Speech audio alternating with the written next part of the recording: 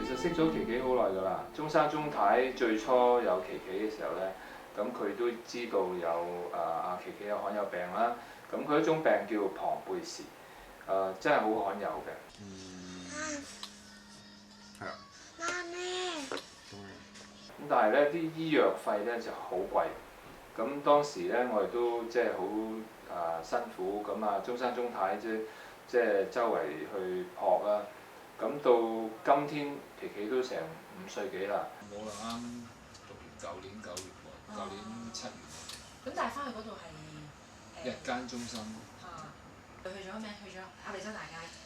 哦。嗰個咪有個海邊，即係我哋有一日。嗰有個海濱長廊嗰啲。係啦，都唔係，有時都雙層，不過我哋會問咗個站長先咯，即係係啦。今日有冇？睇緊乜嘢啊？請問你而家？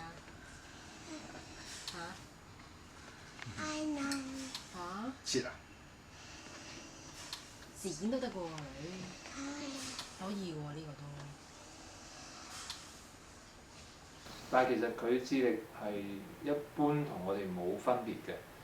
咁所以如果佢將來可能成為另外一個Stephen Hawking 都唔頂㗎喎，係嘛？即係佢嘅體能其實都唔太差嘅。咁我哋係咪都應該盡量幫手咧？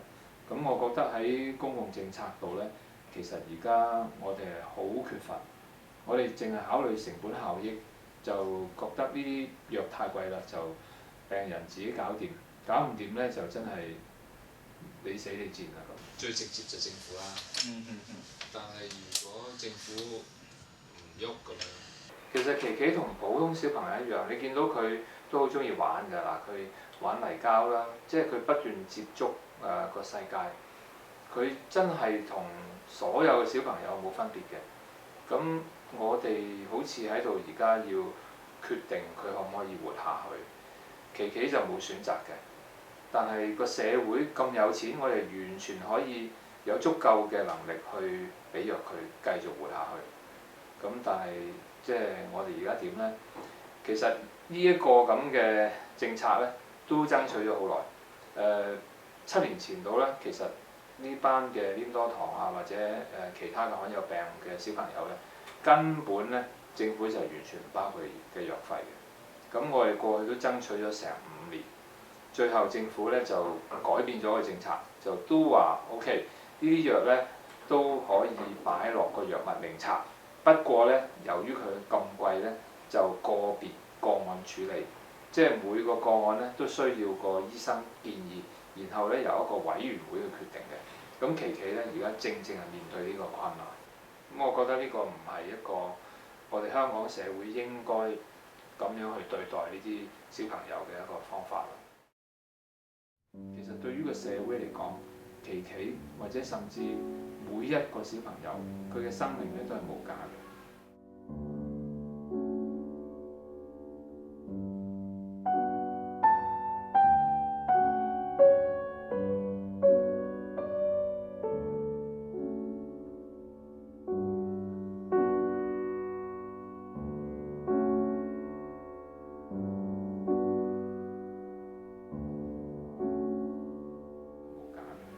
我哋個社會如果富有到即係一個程度，其實可以有好多人都好奢侈啦個生活。咁係咪都可以盡量即係爭取翻一啲資源去幫呢啲小朋友維持生命？即係我哋講緊讓佢哋活下去。